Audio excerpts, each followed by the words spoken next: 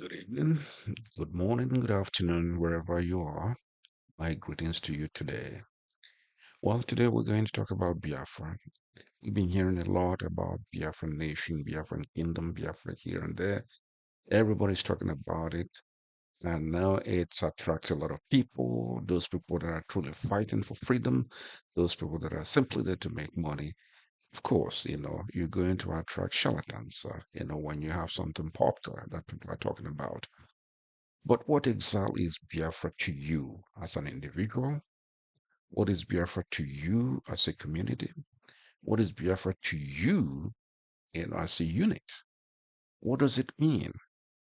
What is the spirit of Biafra? What does Biafra represent to us as a people? These are things that we need to ask and look into so that when we're talking about Biafra, we can tell people this is what Biafra means to me as a person. And I'm going to tell you this.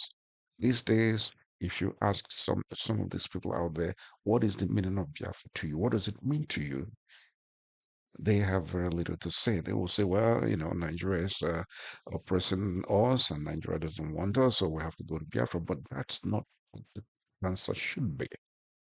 What is Biafra to you?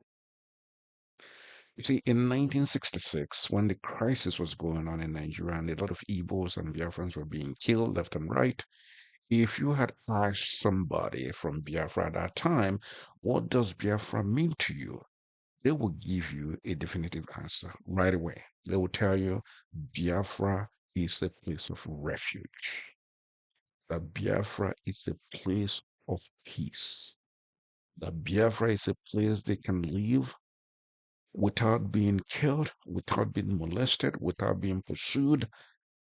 It's a place that God has given them. But then, of course, the Nigerian government, in its quest to destroy, because that's what Nigeria does, destruction, they waged war against Biafrans. They brought war to Biafra. They brought killings to Biafra. They brought all manner of evil to Biafra. And the peace and the love and the refuge that the people sought in Biafra were shattered. But still, Biafra remained in their hearts even after the War of 1970. They never forgot. It became an emotional thing to us. And now, as we watched these decades pass by since 1970, we notice that not much have changed.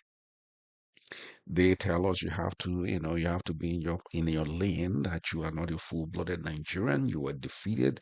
So, you can question the Nigerian state, you can build it, you can decide what happens, that you are more or less, a slave. And a lot of people accepted that. And having accepted it, are, willing to work with it at the detriment of their own people.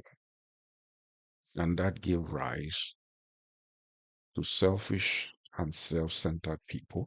Because look, if you defeat a people and you want to keep them where you want them to be, you are not going to allow those people that will elevate them to rule over them. You will not do that. What you want is to control, and what you do is to use those people that can work as a tool for you to control the people that you want to rule over. And that is what Biafrans, Igbos, South, whatever you call them, have been experiencing as leaders.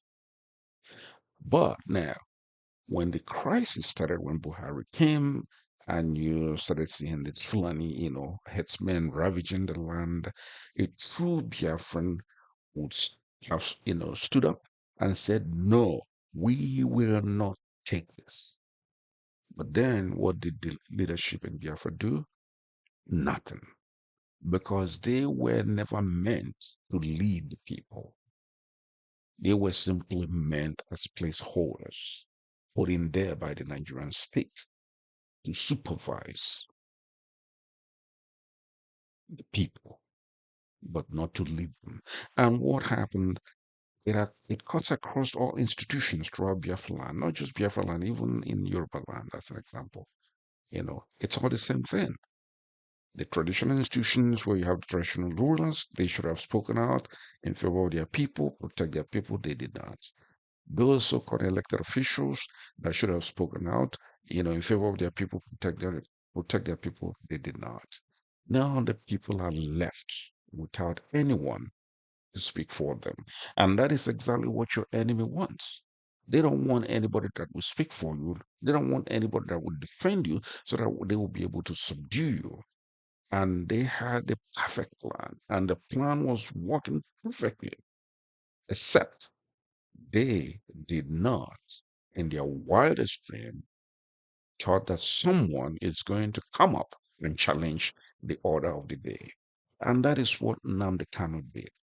By challenging the order of the day, by challenging the prevailing, thoughts in Nigeria, as an example, and then not only that, educating the people, letting the people know that look, this is what is coming, this is what is going to happen.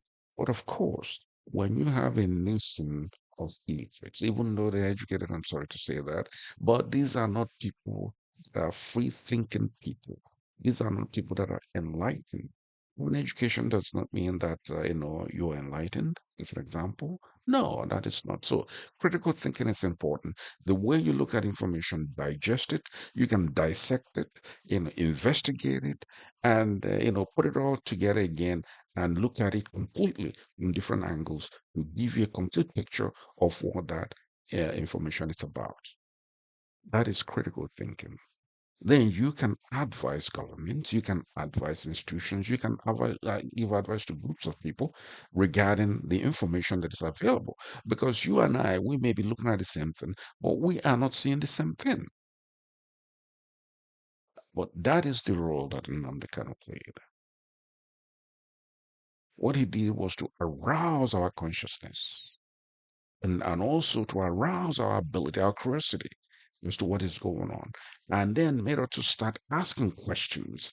And that is when, the authorities of the day figured that, look, if we don't get this guy, he will destroy our plans. But unfortunately for them, he had already laid the roadmap to where we are going. But unfortunately,